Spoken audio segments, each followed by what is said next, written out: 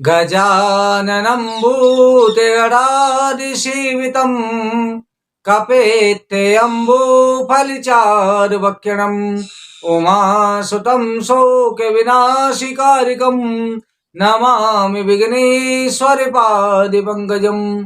गुरुर्ब्रह्मा गुरुर्विष्णुः गुरुर्देवो महेश्वरः गुरुर्साक्षात् परं ब्रह्म तस्मै श्री गुरुवे नमः। नारायणं नमस्कृत्यं नरं चैव नरोत्तमं देवीं सरस्वतीं व्यासं ततो जयमुदीरयेत्।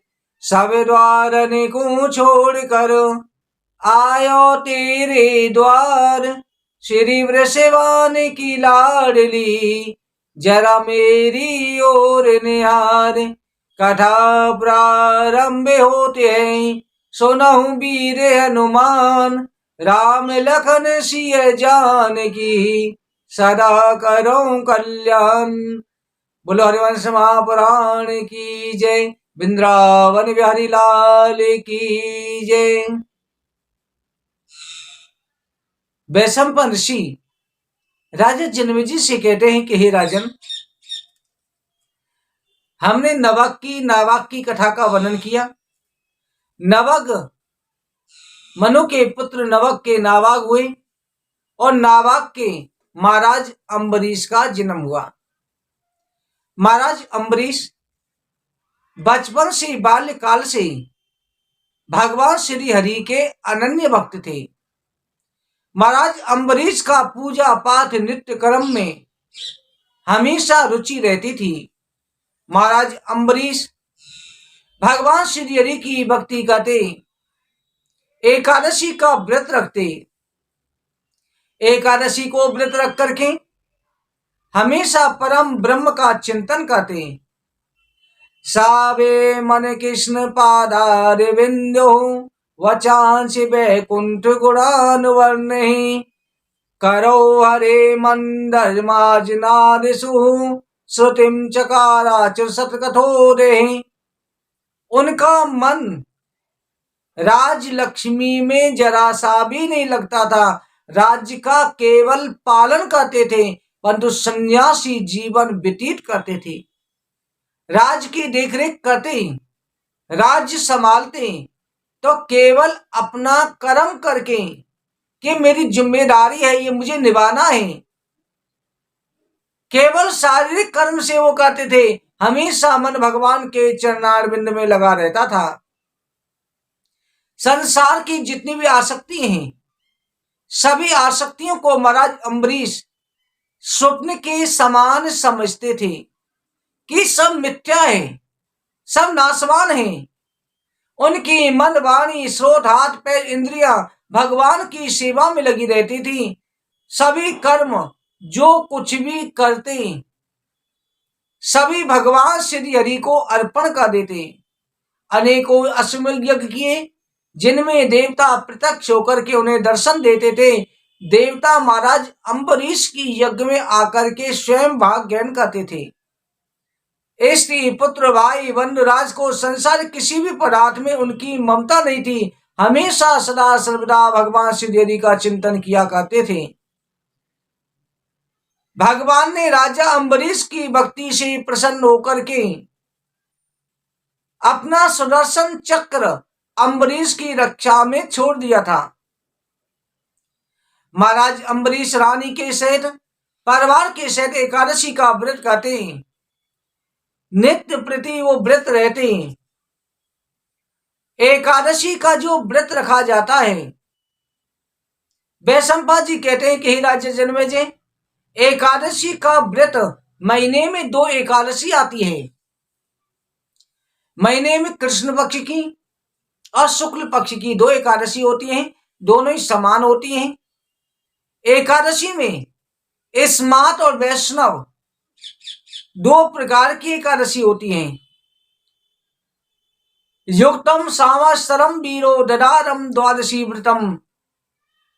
द्वादशी वृद्धा एकादशी का व्रत करना चाहिए, दशमी वृद्धा का नहीं। एकादशी के काल से निर्णय पर श्री राधा जी का मत है कि 10वीं 55 घड़ी हो तो उस एकादशी का त्याग करके द्वादशी में एकादशी का व्रत करना चाहिए। एक पल भी 10वीं होने पर एकादशी त्याग बताई गई है। जैसे गंगाजल से पूर्ण घट में मदिरा का एक बिंदु पर जाने से त्याग हो जाता है, इसलिए एकादशी की वृद्धि में द्वादशी आ जाए उस व्रत को द्वादशी में यथा योग बताया गया है।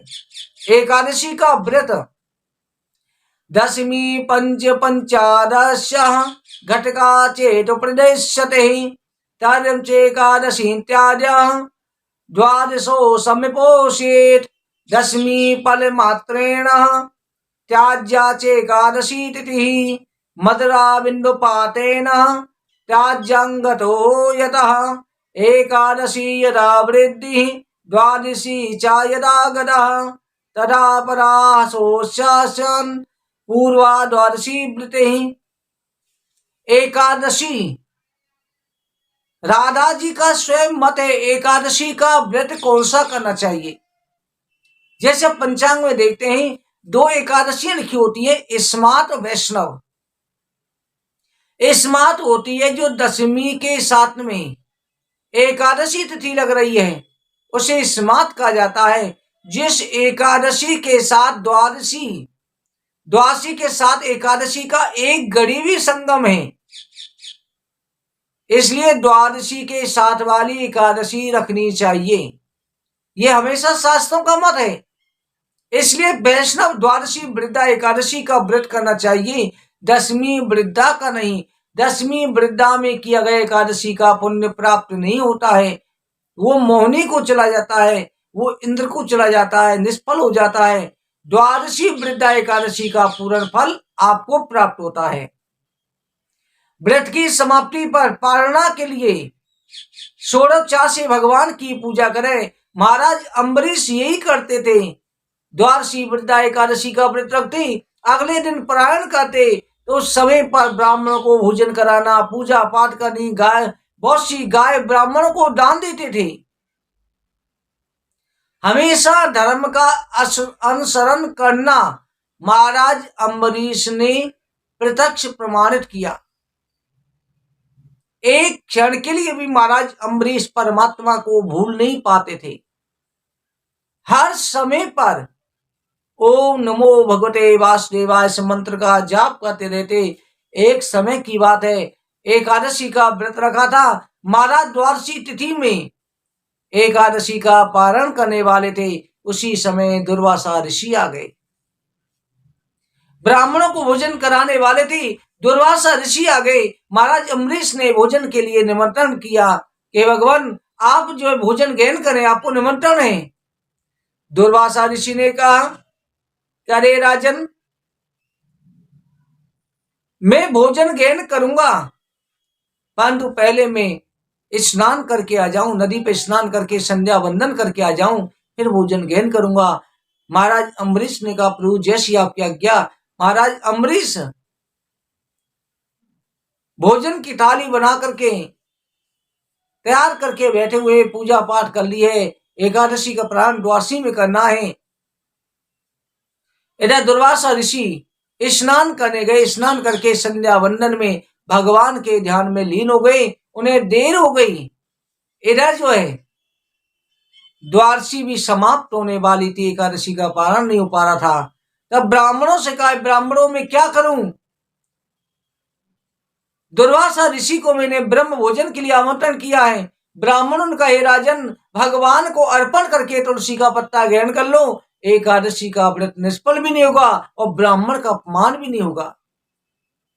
महाराज ने भगवान की पूजा करके थोड़ा सा चन्ना में तो तुलसी दल भगवान को अर्पण करके ग्रहण कर लिया। इधर जो है प्रसन्न चित होकर के महाराज बैठे हुए हैं। इधर दुर्वासा ऋषि आ गए। दुर्वासा ऋषि ने देखा कि राजा ने लग रहा है प्रसन्न चित है, द्वादशी समाप्त हो गई है, राजा का व्रत खंडित नहीं हुआ, इसका मतलब कि राजा ने भोजन ग्रहण कर लिया है। ब्राह्मण को निमंत्रण देकर के राजा ने स्वयं भोजन ग्रहण किया। और तो दुर्वासा ऋषि को बड़ा क्रोध आ गया। दुर्वासा ऋषि कहते हैं, प्रायोर्दक्षिणम विप्रः हर्षतम नाशतम ततः। अरे दोस्त, ब्राह्मण को भोजन का निमंत्रण देकर के स्वयं भोजन कर बैठा है। क्रोध के मारे उनके होठ कांपने लगे। कहा कि तू बड़ा ढोंगी प्रतीत होता है। अरे निर्लज्ज, कहीं का भगवान का भक्त बना फिरता है, मुझे निमंत्रण देकर के पहले भोजन कर बैठा है। मैं अभी तुझे इसका मजा चखाता हूं। इतना कहकर के ऋषिवर ने दुर्वासा ऋषि ने अपनी जटा एक उखाड़ करके पृथ्वी पर पटकी। उससे भयंकर कृत्य उत्पन्न हुई। वह भयंकर कृत्या हाथ में तलवार लेकर के महाराज अम्बरीश को मारने के लिए दौड़ी, खाने के लिए दौड़ी। अम्बरीश हाथ जोड़ करके खड़े रहे, सिर झुकाए खड़े हुए हैं। दुर्वासा ऋषि के सामने कोई वचन नहीं बोल पा रहे, उसका कोई उत्तर नहीं दे रहे, हाथ जोड़ के खड़े हुए केवल सुने जा रहे हैं। जैसे कृत्या महाराज को मारने के लिए चली, उसी समय सुदर्शन चक्र आगे आया, कृत्या को जला करके भस्म कर दिया और सुदर्शन चक्र दुर्वासा ऋषि की तरफ बढ़ा। दुर्वासा ऋषि ने सुदर्शन चक्र को आगे आते हुए देखा, अपने प्राणों की रक्षा के लिए किए तो मुझे मार डालेगा। दुर्वासा ऋषि भ्रमण करने लगे, अपने योग बल से भागे जा रहे हैं। तीनों लोकों में, 14 भुवनों में दुर्वासा ऋषि दौड़ करके गए, पर कहीं भी उनकी रक्षा हो नहीं सकी। हर जगह पीछा करते हुए सुदर्शन चक्र को देखा। दुर्वासा ऋषि भयभीत होकर के भगवान श्री नारायण के पास गए। भगवान श्री नारायण ने हाथ जोड़ नमस्कार किया। आओ ऋषिवर, आओ ब्रह्म देवता, आपका स्वागत है।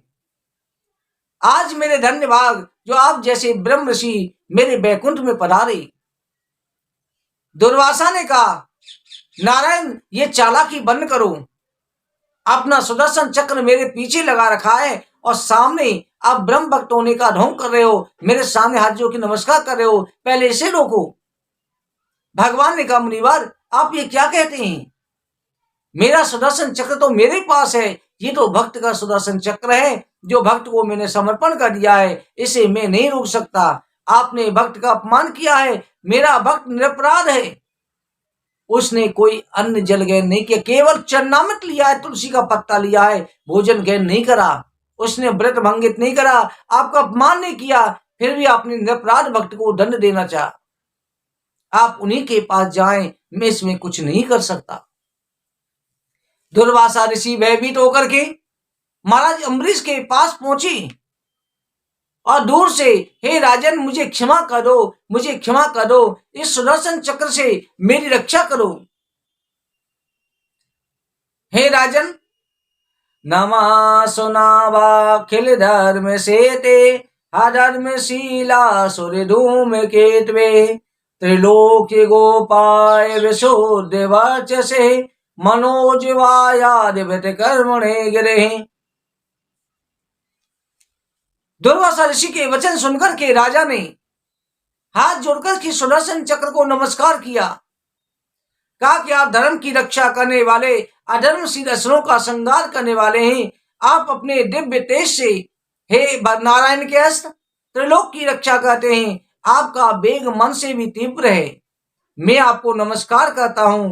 दुष्टों के संहार के लिए भगवान ने आपको नियुक्त किया है, आपकी महिमा परंपार है। महात्माओं के हृदय में आप प्रकाश करने वाले हैं, इन ब्राह्मण देवता की आप रक्षा करें, मैं आपको बार बार नमस्कार करता हूं।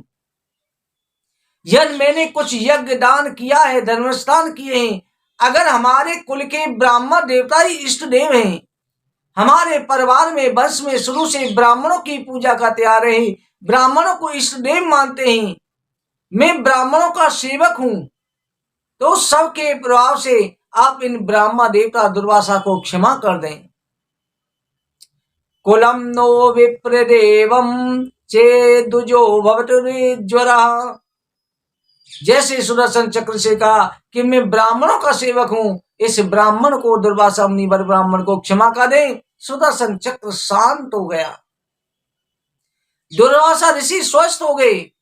अम्बरीश की प्रशंसा करते बोले, राजन तुमने मुझ पर बड़ा अनुग्रह किया, मैंने अपराध किया, तुम्हारी गलती नहीं थी, तुम्हारे प्राणों का संकट था, फिर भी भगवान के भक्तों का प्रभाव आज मैंने देख लिया।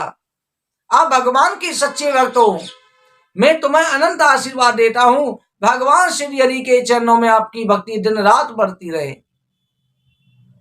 भगवान की ऐसी भक्त वत्सलता देख करके दुर्वासा ऋषि के नेत्रों में आंसू आ गए और राजा को आशीर्वाद देते हुए, भक्त का गुणानुवाद करते हुए दुर्वासा ऋषि ने भोजन ग्रहण किया, राजा को आशीर्वाद दे करके अपने लोक को चले गए।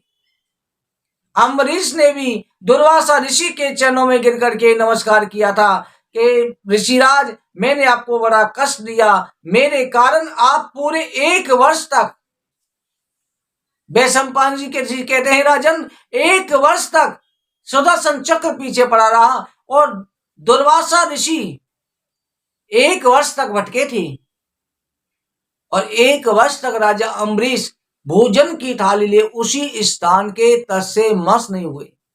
ऐसी भक्ति कि नहीं, मैं ब्राह्मण को निमंत्रण दिया है, भोजन करा के भोजन ग्रहण करूंगा। 1 वर्ष तक राजा अम्बरीश भी हिले नहीं थे।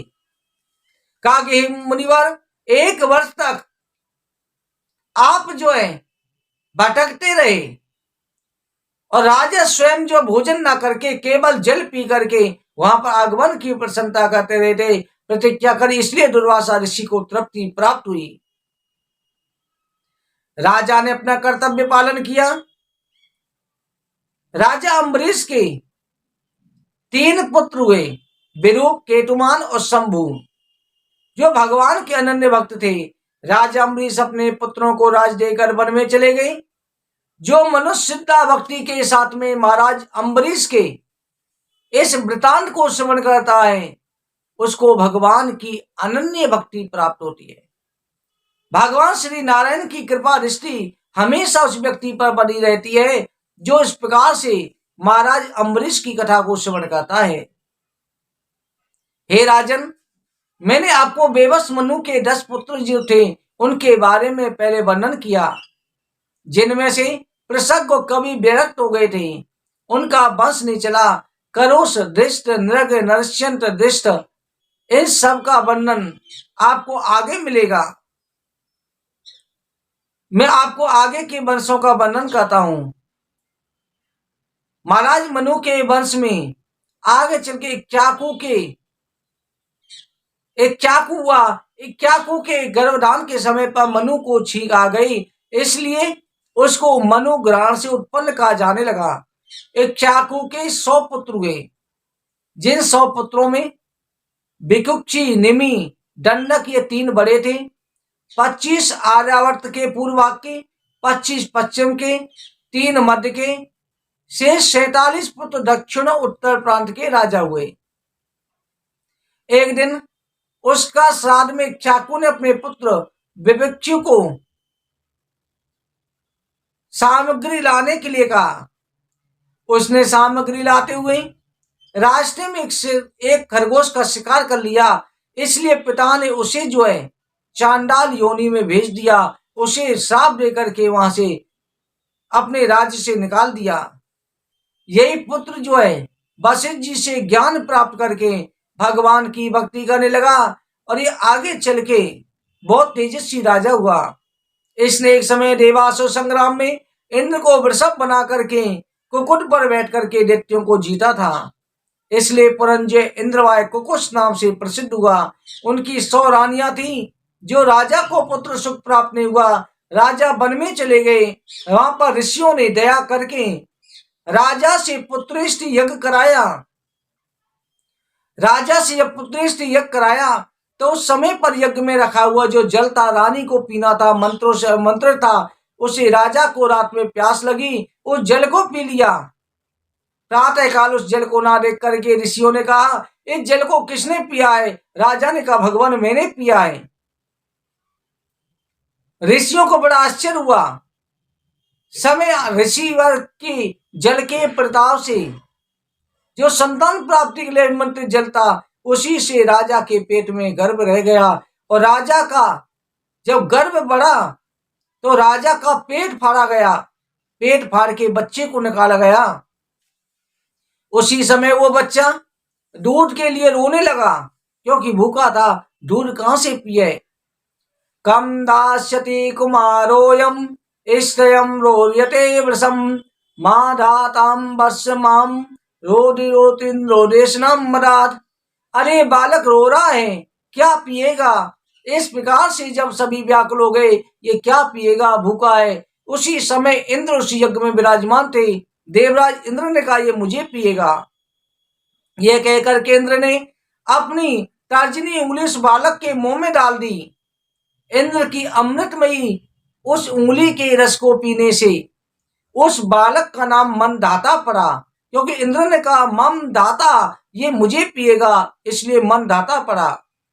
ब्राह्मणों देवताओं के प्रसाद से उनके पिता युवनाश से मरे नहीं, उन्हें देवताओं ने बचा लिया, परंतु लज्जा के कारण उन्हें शर्मिंदगी महसूस हुई कि मेरे पीठ से बालक का जन्म हुआ है। वो शर्म के मारे राजधानी नहीं लौटे।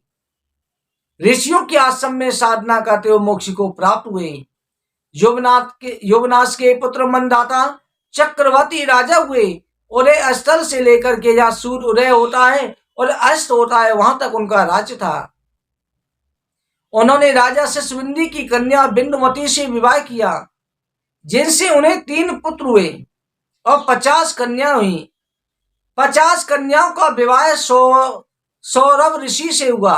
सौवर ऋषि, जो सौवर ऋषि सुमरक जिस स्थान पर बसा हुआ है वृंदावन में, जमुना जी किनारे सौवर ऋषि भगवान का ध्यान करते थे, तपस्या करते थे।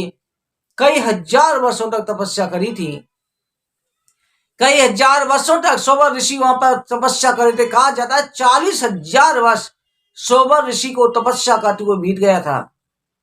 एक दिन सौवर ऋषि ने मत्स्य मत्स्यिनी को विषय भोग करते हुए देखा।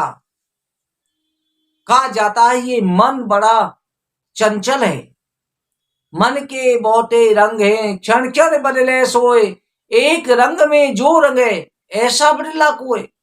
ये मन ऐसा है जो प्राणियों को भटका देता है।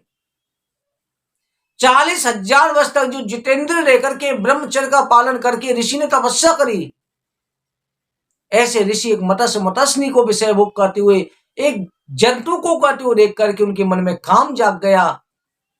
उन्हें भी गृहस्थ सुख भोगने की इच्छा हुई और राजा मनदाता के पास पहुंच गई। कहा कि हे राजन,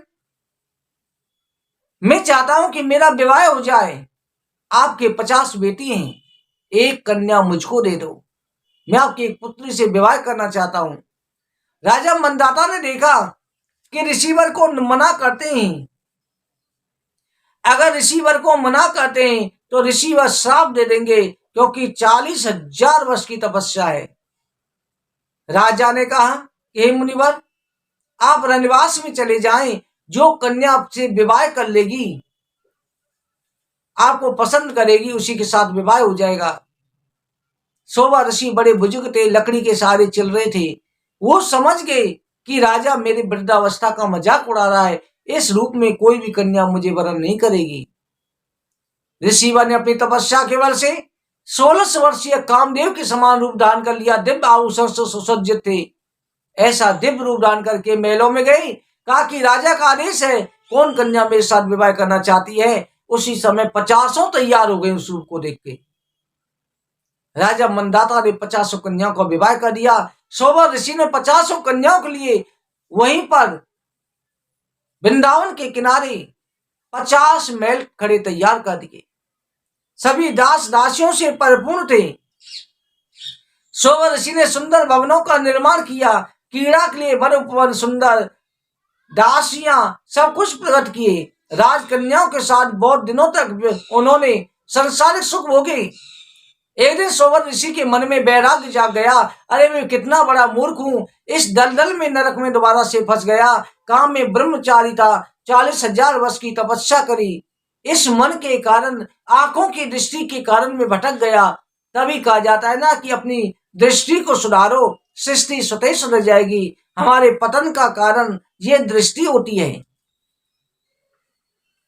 सौवर ऋषि के मन में वैराग्य आ गया कि मेरी 40,000 वर्ष की तपस्या भी संसार सुखों में नष्ट हो गई,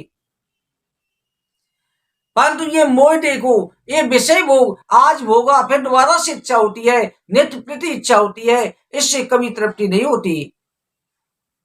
मनोरथान न समाप्ति रस्ति वर्षायुते नाति तथा प्रलब्धे हजारों वर्षों तक, लाखों वर्षों तक विषय भोग भोगा जाए फिर भी कभी तृप्ति नहीं हो सकती है। विषय भोग में ये मन लगा रहता है, विषय भोग ही पतन का कारण हो जाता है। मनोरथों की समाप्ति तो लाखों वर्षों में नहीं हो सकती। मेरे पुत्र उत्पन्न हो गए, मेरे पुत्रों के भी पुत्र हो गए, उनका भी विवाह हो चुका है, फिर भी इन कन्याओं के साथ में मैं अपने तप बल से इनको भी जवान बना रखा है और खुद भी जवान बन के विषय भोग में डूबा हुआ हूं 50 कन्याओं से। मेरे जीवन को धिक्कार है, मेरे समान संसारिक दृष्टि कोई नहीं होगा। सोबर ऋषि के मन में यह बड़ा ही प्रायश्चित होने लगा। सोबर ऋषि उसी समय पर वैराग्य धारण करके भगवान का भजन करने के लिए चल दिए। पीछे पीछे उनकी स्त्रियां चली। सोबर ऋषि ने अपने तपोबल के द्वारा शरीर को त्याग दिया। 50 स्त्रियां चिता का निर्माण करके पति के साथ में सती हो गई। इस तरह से सोबर ऋषि के महत्व का वर्णन किया। वैशंपायन ऋषि कहते हैं, राजन, ये मन और दृष्टि बड़ी बेकाबू है। इसलिए कहा जाता है कि हर जगह पर, हर घड़ी अगर आप परमात्मा को देखो तो आपकी दृष्टि सुधरी रहेगी। मन पाप करने से डरेगा।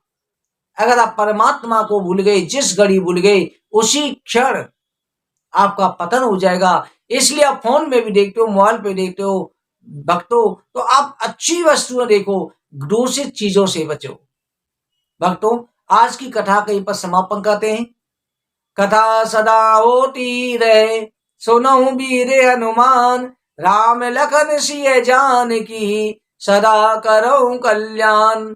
वृंदावन बिहारी लाल की जय। हरवंश महापुराण की जय। जय जय श्री राधे, जय जय श्री राधे, जय जय श्री राधे श्याम।